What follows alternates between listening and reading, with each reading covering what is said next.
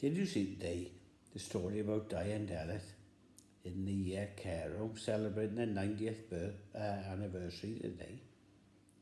Dai was great, he said to Delyth. Like, remember in the 20s when we met just after our mum and dad and everyone had died in the First World War and that? And I tell you what, Delyth, you were a godsend, really.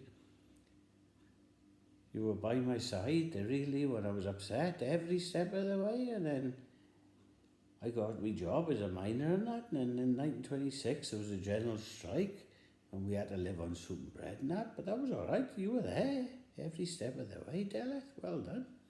Now, we went in the 30s and there was a roaring depression, if you remember.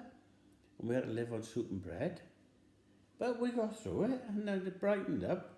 In 1939, the World War broke out and I was sent to some god-forsaken part of the world where people were shooting at me, who I had no problem with, but for some reason we had to fight them. But I tell you what, Delyth, you were there every step of the way. And then we went through the 50s, the 60s, we had children, they became miners in Gilvercoch and that. And then we got to the 70s, we had a few more strikes and then we had to live on soup and bread again. But I tell you what, Delyth, you were there every step of the way by our side.